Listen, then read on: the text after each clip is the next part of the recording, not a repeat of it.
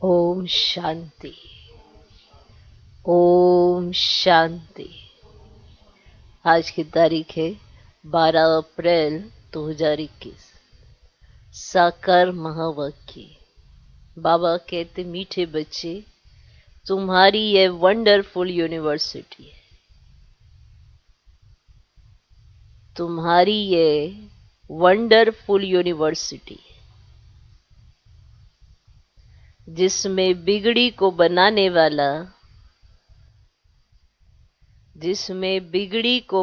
वाला भोलानाथ बाप टीचर बनकर तुम्हें पढ़ाते हैं।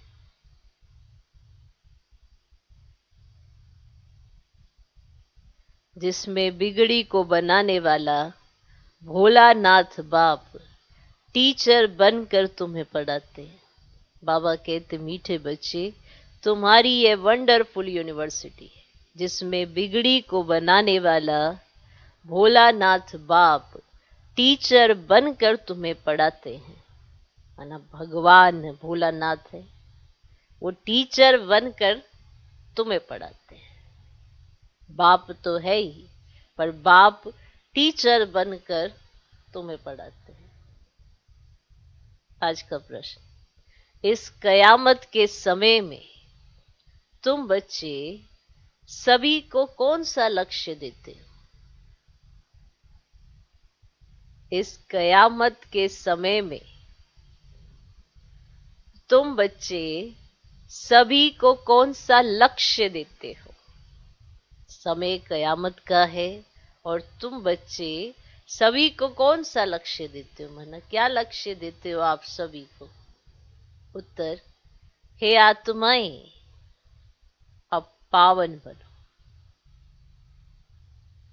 हे आत्माएं, अब पावन बनो। पावन बनने बिगर वापस जा नहीं सकते। पावन बनने बिगर वापस जा नहीं सकते।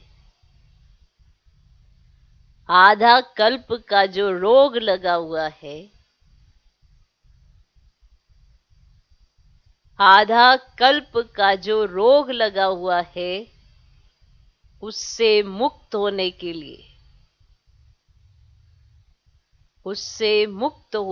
लिए, तुम सबको 7 रोज भट्टी में बिठाते हो।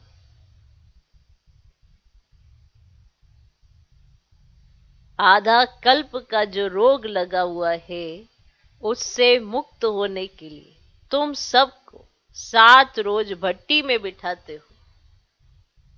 पतितों के संग से दूर रहे,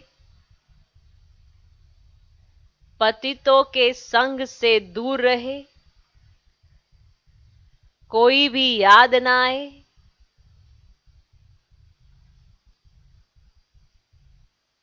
तब कुछ बुद्धि में ज्ञान की धारणा हो। तब कुछ बुद्धि में ज्ञान की धारणा हो। अना इस कयामत के समय में तुम बच्चे सभी को कौन सा लक्ष्य देते हो? उत्तर, हे आत्माएं, अब पावन बनो। पावन बनने बिगर वापस जा नहीं सकते। आधा कल्प का जो रोग लगा हुआ है, उससे मुक्त होने के लिए तुम सबको 7 रोज भट्टी में बिठाते हो। पतितों के संग से दूर रहे, कोई भी याद ना आए, तब कुछ बुद्धि में ज्ञान की धारणा हो। ठीक है, तो आज का गीत है, तूने रात गवाई सो करके। ओम शांति। यह बच्चों को किसने कहा? क्योंकि स्कूल में बैठे हुए हो तो जरूर टीचर ने कहा। प्रश्न उठता है, ये टीचर ने कहा, बाप ने कहा, व सतगुरु ने कहा क्या? ओम शांति। किसने कहा? ओम शांति। बाप ने कहा, टीचर ने कहा, सतगुरु ने कहा। ये वर्षंस किसने कहे? बच्चों को बुद्धि में पहले पहले ये आना चाहिए कि हमारा बेहद का बाप है, जिसको परम पिता परमात्मा कहा जाता है। तो बाप ने भी कहा, शिक्षक ने भी कहा, तो साथ साथ सतगुरु ने भी कहा। ये तुम्हारी बुद्धि में है जो स्टूडेंट है और कॉलेज व यूनिवर्सिटी में टीचर पढ़ाते हैं, उनको कोई फादर व गुरु नहीं कहेंगे। ये है भी पाठशाला, फिर यूनिवर्सिटी को हो व कॉलेज को हो, है तो पढ़ाई ना। पहले पहले ये समझना है पाठशाला में हमको कौन पढ़ाते हैं। पहले ये समझो हमको पढ़ाते कौन है। बच्चे जानते हैं वह निराकार जो सभी आत्माओं का बाप है, सर्व का सदगति दाता है, वे हमको पढ़ा रहे। ये सारी रचना उस एक रचता की प्रॉपर्टी है। तो खुद ही बैठ रचना के आदि मध्य अंत का राज समझाते हैं। तुम बच्चों ने जन्म लिया है बाप के पास, लिया है ना बाप के पास। तुम बुद्धि से जानते हो हम सभी आत्माओं का वह बाप है जिसको ज्ञान का सागर, नॉलेज फुल कहा जाता है। अब ज्ञान का सागर है, पतित पावन है। अब ज्ञान से ही सदगति होती है। अब मनुष्य पति से पावन बनते। अब तुम बच्चे यहाँ बैठे हो और कोई स्कूल में किसको बुद्धि में नहीं रहता कि हमको ज्ञान का सागर निराकार बाप पढ़ा रहे। ये यहाँ ही तुम जानते हो, तुमको ही समझाया जाता है। खास भारत और राम सारी दुनिया में ऐसे कोई भी नहीं समझेंगे कि हमको निराकार परमात्मा पढ़ाते हैं। उनको पढ़ाने वाले है ही मनुष्य टीचर। और फिर ऐसा भी ज्ञान नहीं है जो समझे हम आत्मा है। आत्मा ही पढ़ती है, आत्मा ही सब कुछ करती है। अब फलानी नौकरी आत्मा करती है इन ऑर्गेन्स द्वारा। उनको तो ये रहता है ना कि हम फलाना है, झट अपना नाम रूप याद आ जाता है। हम ये करते हैं, हम ऐसे करते हैं, अब शरीर का नाम ही याद आ जाता है। परंतु वे रोंग है। हम तो पहले आत्मा है ना, है ना। हम कौन है पहले? आत्मा है ना। आत्मा तो एक ही है। अब बाप ने कहा है मुझ आत्मा का एक ही नाम शिव है। ये सारी दुनिया जानती है, शिव नाम को जानती है ना सब, ना। बाकी इतने सब नाम शरीरों पर रखे जाते हैं। शिव बाबा को तो शिव ही कहते हैं बस। उनका कोई शरीर नहीं दिखाई पड़ता। मनुष्य के ऊपर नाम पड़ता है, मैं फलाना हूं, हमको फलाना टीचर पढ़ा रहे हैं, नाम लेंगे ना। और वास्तव में आत्मा शरीर के द्वारा टीचर का काम करती है। समझा कि आत्मा शरीर के द्वारा काम करे, कौन सा? टीचर का काम करती है। उनकी आत्मा को पढ़ाती है। अब संस्कार आत्मा में होते हैं, ऑर्गेन्स द्वारा पढ़ाती है, पाठ बजाती है संस्कार अनुसार।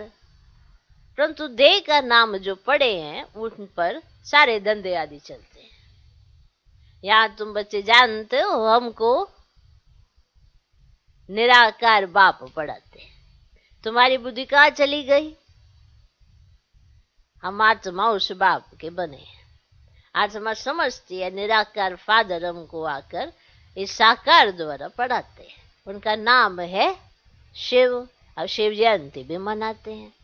शिव तो है ना वेद का बाप, उनको ही परम पिता परमात्मा कहा जाता है। वे सभी आत्माओं का बाप है। अब उनकी जयंती कैसे मनाते हैं? अब आत्मा शरीर में प्रवेश करती है, वह गर्भ में आती है, ऊपर से आती है, यह किसको मालूम ही नहीं पड़ता। क्राइस्ट को धर्म स्थापक कहते हैं। उनकी आत्मा पहले पहले ऊपर से आनी चाहिए। अब सत्व प्रधान आत्मा आती है, कोई भी कर्म किया हुआ नहीं है, तो पहले सत्व प्रधान, फिर सत्व रजो तमो में आते हैं, तभी कर्म होते हैं। पहले आत्मा जो आएगी सत्व प्रधान होने के कारण कोई दुख नहीं भोग सकती। समझा? जो ऊपर से आत्मा आएगी वो सत्व प्रधान है ना, तो जब नीचे आएगी तो वो कोई भी दुख भोग नहीं सकती। आधा टाइम जब पूरा होता है ना तब भी कर्म करने लगती है। आधा टाइम जब पूरा होता है तब वे कर्म करने लगते हैं। आज से 5000 वर्ष पहले बरोबर सूर्यवंशी राज्य था और सब धर्म बाद में आए। अब भारतवासी विश्व के मालिक थे। भारत को अविनाशी खंड कहा जाता है और कोई खंड था ही नहीं। तो शिव बाबा है बिगड़ी को बनाने वाला। भोलानाथ शिव को कहा जाता है, ना कि शंकर को। तो भोला कौन? शिव बाबा। कौन है भोला? शंकर तो नहीं ना भोला, है ना। भोलानाथ शिव बिगड़ी को बनाने वाला है। शिव और शंकर एक नहीं है, अलग अलग है। ब्रह्मा विष्णु शंकर की कोई महिमा नहीं है। महिमा सिर्फ एक शिव की है जो बिगड़ी को बनाते हैं। अब कहते हैं मैं साधारण बूढ़े तन में आता हूं, तो अलग हूं ना। आता हूं, इसने 84 जन्म पूरे किए, अब खेल पूरा हुआ। ये पुराना चोला, पुराने संबंध भी खलास हो जाने हैं, समझा। तो बाबा बताते कि ये पुराना चोला और पुराने संबंध भी खलास हो जाने हैं। अब किसको याद करें? जब चोला भी खलास हो जाएगा, संबंध भी खलास हो जाएंगे, अब किसको याद करें? खत्म होने वाली चीज को याद नहीं किया जाता है। अब नया मकान बनता है तो फिर पुराने से दिल हट जाती है। अब यह फिर है बेहद की बात। अब सर्व की सदगति होती है ना। अर्थात रावण के राज्य से सबको छुटकारा मिलता है क्या? छुटकारा। रावण ने सबको बिगाड़ दिया है। भारत बिल्कुल ही कंगाल भ्रष्टाचारी है। लोग भ्रष्टाचार समझते हैं, करप्शन एडल्टेशन को, चोरी ठगी को, परंतु बाप कहते हैं पहला भ्रष्टाचार है मूर्त पलिति बनना। शरीर विकार से पैदा होता है, इसीलिए इसको विशेष वर्ड कहा जाता है। अब सत्युग को वायुशलेष कहा जाता है। हम सतयुग में प्रवृत्ति मार्ग वाले देवी देवता थे। अब कहते हैं पवित्र होने से बिगड़ बच्चे कैसे पैदा होंगे? बोलो, हम अपनी राजधानी बाहुबल से नहीं योग बल से स्थापन करते हैं, तो क्या योग बल से बच्चे नहीं पैदा हो सकते? अपनी राजधानी जो है वो बाहुबल से तो नहीं स्थापन कर रहे हो ना, योग बल से कर रहे हो, तो योग बल से बच्चे नहीं पैदा हो सकते। जबकि है वाइसलेस वर्ल्ड पवित्र ग्रस्त आश्रम, यथा राजा रानी संपूर्ण निर्विकारी तथा प्रजा। अब यहाँ है संपूर्ण विकारी। अब सत्युग में विकार होते ही नहीं, उसको कहा जाता ना ईश्वरीय राज्य। ईश्वर बाप का स्थापन किया हुआ। अभी तो है रावण राज्य। शिव बाबा की पूजा होती है, जिसने स्वर्ग स्थापन किया। रावण जिसने नरक बनाया उसको जलाते आते हैं।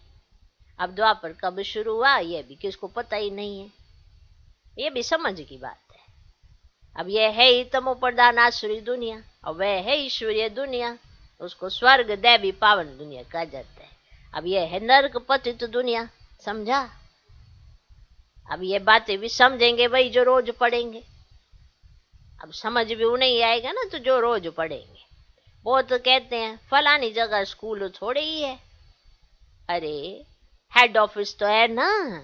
अब कहते हैं ना यहाँ पे सेंटर नहीं है, यहाँ पे सेंटर, अब हेड ऑफिस तो है ना, तुम आकर डायरेक्शन ले जाओ। बड़ी बात तो नहीं है। सृष्टि चक्र को सेकंड में समझाया जाता है। कहीं कहते हैं ना यहाँ पे सेंटर नहीं है, वहां पे सेंटर नहीं है, हेड ऑफिस तो है ना, आओ डायरेक्शन लेके चले जाओ। आप सृष्टि चक्र को जो समझाया कितनी देर में समझाया? सेकंड में समझ में आ जाता है। सतयुग त्रेता पास्ट हो गया, फिर द्वापर कलयुग, यह भी पास्ट हुआ। और अभी क्या है? संगम युग, है ना। देखो सतयुग गया, त्रेता गया, द्वापर गया, कलयुग गया, अभी क्या है? संगम युग। अब नई दुनिया में जाने के लिए पढ़ना है, हर एक का हक है पढ़ना। बाबा हम नौकरी करते हैं, अच्छा 1 हफ्ता ज्ञान ले फिर चले जाना, मूल्य मिलती रहेगी। पहले 7 रोज भट्टी में जरूर रहना है। बस 7 रोज आएंगे, परंतु सबकी बुद्धि एक जैसी नहीं रहेगी। 7 रोज भट्टी माना कोई की भी याद ना आए, कोई से पत्र व्यवहार आदि भी ना हो, सब एक जैसा तो समझ नहीं सकते। यहाँ पतितों को पावन बनना है। ये पतितपना भी रोग है। आधा कलब के महारोगी मनुष्य, उनको अलग बिठाना पड़े। अब माँ रोगी है तो अलग बिठाना पड़े, कोई का भी संग ना हो, कोई का भी संग ना हो। बाहर जाएंगे, उल्टा सुल्टा खाएंगे, पतित का हाथ का खाएंगे। अब सत्युग में तो देवताएं पावन है ना, उनके लिए देखो खास मंदिर बनते हैं। देवताओं को फिर पतित छू ना सके। तो इस समय तो मनुष्य बिल्कुल ही पतित भ्रष्टाचारी, शरीर विष से पैदा होता है, इसलिए उनको भ्रष्टाचारी कहा जाता है। अब सन्यासियों का भी तो शरीर विष से बना हुआ है। अब बाप कहते पहले पहले आत्मा को पवित्र होना है, फिर शरीर भी पवित्र चाहिए। इसलिए पुराने इम्प्योर शरीर सब विनाश हो जाने हैं। तो बात तो समझी समझी, ये जो पुराने इम्प्योर शरीर है ना, तो ये तो सब विनाश हो जाने हैं, सबको वापिस जाना है। अब यह है कयामत का समय, सबको पवित्र बन वापिस जाना है। अब भारत में ही होलिका मनाते हैं। यहाँ 5 तत्वों के शरीर तमो प्रधान है। अब सत्व में शरीर भी सत्व प्रधान होते हैं। अब श्री कृष्ण का चित्र है ना, है ना, लात, नर्क को लात मारता है, ऐसा चित्र देखा है? ऐसे पीछे ऐसे ऐसे हाथ में स्वर्ग है और पीछे ऐसे लात मारते। तो नर्क को लात मारना होता है ना, क्योंकि सत्युग में आना है, जाना है ना सत्युग में। तो नर्क को क्या करेंगे? लात मारेंगे। कैसे लात कैसे मारेंगे? हाँ, ऐसे ऐसे दिखाया ना, बहुत अच्छा चित्र है। श्री कृष्ण का चित्र है ना, नर्क को लात मारना होता है क्योंकि सत्युग में जाना है। मुर्दे को भी जब शमशान में ले जाते हैं तो पहले मुख शहर तरफ, पैर शमशान तरफ करते हैं। फिर जब शमशान के अंदर घुसते हैं तो मुंह शमशान तरफ कर देते हैं। अभी तुम स्वर्ग में जाते हो तो तुम्हारा मुंह उस तरफ, शांति धाम और सुख धाम, और पैर दुख धाम तरफ है। समझा? वह तो मुर्दे की बात है, यहाँ तो पुरुषार्थ करना होता है। स्वीट होम को याद करते करते तुम आत्माएं स्वीट होम में चली जाएंगी। अब यह है बुद्धि की प्रैक्टिस। ये बाप बैठ सब राज समझते हैं। तुम जानते हो भी हम आत्माओं को जाना है घर। ये पुराना चोला, पुरानी दुनिया है, नाटक पूरा हुआ, माना 84 जन्म पाठ बजाया। यह भी समझाया है कि सब 84 जन्म नहीं लेते हैं, जो आते ही बाद में और धर्म में जरूर उनके कम जन्म होंगे। अब इस्लामी से बोधि का कम, अब क्रिश्चियन से उनसे कम, है ना। गुरु नानक के सिख लोग आए भी अभी है। अब गुरु नानक को 500 वर्ष हुआ तो वह थोड़े ही 84 जन्म लेंगे। हाँ, 500 वर्ष में कैसे 84 जन्म लेंगे? तो हिसाब किया जाता है ना। अब 5000 वर्ष में इतने जन्म, तो 500 वर्ष में कितने जन्म हुए होंगे? है ना, 12-13 जन्म में से। अब क्राइस्ट के 2000 वर्ष होंगे तो उनके कितने जन्म होंगे? है ना, आधा से भी कम हो जाएंगे ना। तो 500 वर्ष में 12-13 हो गए, है ना। अब 2000 में कितने होंगे? हाँ, तो आधा से भी कम हो जाएंगे। तो हिसाब है ना, है ना। इसमें कोई कितने एक्यूरेट नहीं कह सकते। हम इन बातों में डिबेट करने में ज्यादा टाइम वेस्ट नहीं करना है ना। इन बातों में भी डिबेट करने लगे, इसके कितने जन्म, उसके कितने जन्म, सबके समय पर माने इतने जन्म। तो तुम्हारा काम है बाप को याद करना। अब फालतू बातों में बुद्धि नहीं जानी चाहिए। बाप से योग लगाना, चक्र को जानना है, बाकी पाप नष्ट होंगे याद से, इसमें ही मेहनत है। इसीलिए भारत का प्राचीन योग कहते हैं, जो बाप ही सिखलाते हैं। सत्युग त्रेता में जो में तो योग की तो देखो बच्चे कोई बात ही नहीं होती, ना सत्युग में योग, ना त्रेता में कोई योग की बात। फिर भक्ति मार्ग में हठ योग शुरू होता है। अब यह है सहज राज योग।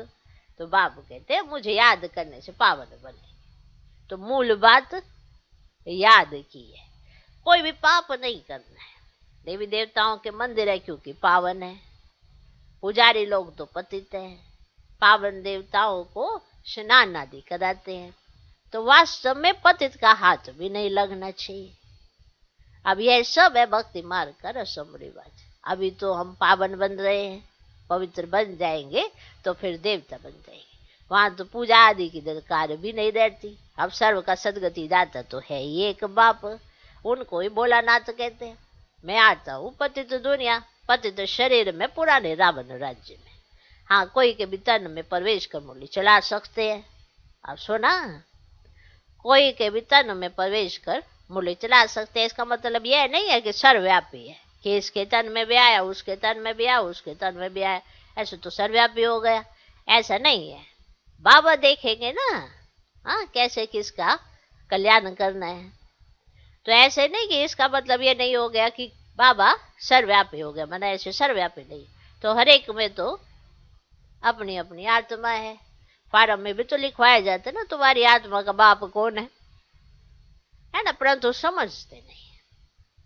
अब आत्माओं का बाप तो एक ही होगा। हम सब ब्रदर्स हैं, फादर एक है, उनसे वर्षा मिलता है जीवन मुक्ति का। वही लिबरेटर गाइड है, सभी आत्माओं को ले जाएंगे स्वीट होम। इसलिए पुरानी दुनिया का विनाश होता है। होलिका होती है ना, और शरीर सब खत्म हो जाएंगे, बाकी आत्माएं सब वापस चली जाएंगी। सत्युग में तो फिर बहुत थोड़े होंगे। समझना चाहिए कि स्वर्ग की स्थापना कौन कराते हैं और कलयुग का विनाश कौन कराते हैं। सो तो क्लियर लिखा हुआ है। कहते हैं मिठा तुरत तुराए, वरना प्यार करो तो प्यार मिलेगा। हाँ? तो बाप कहते हैं जो मेरे अर्थ वो तो सर्विस करते हैं मनुष्य को देवता बनाने की, वे जास्ती प्यारे लगते हैं। जो पुरुषार्थ करेंगे वही ऊंच वर्षा पाएंगे। और वर्षा आत्माओं को पाना है ना परमात्मा बाप से, आत्माभिमानी बनना पड़े। कई बहुत तो भूले भी करते हैं, पुरानी आदतें पक्की हो गई है, तो कितना भी समझाओ वह छूटती नहीं, उससे अपना ही पद कम कर लेते हैं। अच्छा, मीठे मीठे सिकिलदे बच्चों प्रति माता पिता बाप दादा का याद प्यार गुड मॉर्निंग। रूहानी बाप की रूहानी बच्चों को नमस्ते। हम रूहानी बच्चों की भी रूहानी बाप को नमस्ते नमस्ते नमस्ते, good morning good morning good morning. हाँ सुना, हाँ समझा, सुना समझा तो पालन भी करना है ना। सुनने में तो सब बड़े होशियार है, समझने में कितना होशियार है वो पालन करने से पता पड़ता है। जितना जो पालन करता है तो समझ में आता कितना समझा। ऐसे तो सुनते तो सारी दुनिया है ना, बहुत जो सुनते आए हो। अब जो सुना है समझा है तो पालन भी उतना करना है। अच्छा, धारणा के लिए मुख्य सर पहला पॉइंट, किसी भी बात की डिबेट में अपना टाइम वेस्ट नहीं करना है। किसी भी बात की डिबेट में अपना टाइम वेस्ट नहीं करना है। किसी भी बात की डिबेट में अपना टाइम वेस्ट नहीं करना है। व्यर्थ की बातों में बुद्धि जास्ती न जाए। व्यर्थ की बातों में बुद्धि जास्ती ना जाए। जितना हो सके, जितना हो सके याद की यात्रा से विक्रम विनाश करने। जितना हो सके याद की यात्रा से विक्रम विनाश करने। आत्म अभिमानी रहने की आदत डालनी है। आत्म अभिमानी रहने की आदत डालनी है। किसी भी बात की डिबेट में अपना टाइम वेस्ट नहीं करना है। व्यर्थ की बातों में बुद्धि जास्ती ना जाए। जितना हो सके याद की यात्रा से विक्रम विनाश करने हैं। आत्म अभिमानी रहने की आदत डालनी है। दूसरा पॉइंट, इस पुरानी दुनिया से अपना मुंह फेर लेना है। इस पुरानी दुनिया से अपना मुंह फेर लेना है। शांति धाम और सुखधाम को याद करना है। शांति धाम और सुखधाम को याद करना है। नया मकान बन रहा है तो पुराने से दिल हटा लेनी है। नया मकान बन रहा है तो पुराने से दिल हटा लेनी है। इस पुरानी दुनिया से अपना मुंह फेर लेना है, शांति धाम और सुखधाम को याद करना है। नया मकान बन रहा है तो पुराने से दिल हटा लेनी है। आज का वरदान, माया के विघ्नों को खेल के समान अनुभव करने वाले, माया के विघ्नों को खेल के समान अनुभव करने वाले मास्टर विश्व निर्माता भव। माया के विघ्नों को खेल के समान अनुभव करने वाले मास्टर विश्व निर्माता भव। जैसे कोई बुजुर्ग के आगे छोटे बच्चे अपने बचपन के अलबेलेपन के कारण कुछ भी बोल दे, कोई ऐसा कर्तव्य भी कर ले, तो बुजुर्ग लोग समझते हैं कि यह निर्दोष अनजान छोटे बच्चे हैं, कोई असर नहीं होता है। ऐसे ही जब आप अपने को मास्टर विश्व निर्माता समझेंगे तो ये माया के विघ्न बच्चों के खेल के समान लगेंगे। माया किसी भी आत्मा द्वारा समस्या, विघ्न व परीक्षा पेपर बनकर आ जाए तो उसमें घबराएंगे नहीं, लेकिन उन्हें निर्दोष समझेंगे। चाहे माया किसी के भी रूप में आए, कोई समस्या बनकर किसी भी आत्मा के द्वारा कोई विघ्न आए डाले या कोई परीक्षा बनकर आए, तो भी घबराएंगे नहीं, उन्हें निर्दोष समझेंगे। आज का स्लोगन, स्नेह, शक्ति और ईश्वरीय आकर्षण। स्नेह, शक्ति और ईश्वरीय आकर्षण स्वयं में भरो तो सब सहयोगी बन जाएंगे। स्नेह, शक्ति और ईश्वरीय आकर्षण स्वयं में भरो तो सब सहयोगी बन जाएंगे। ओम शांति।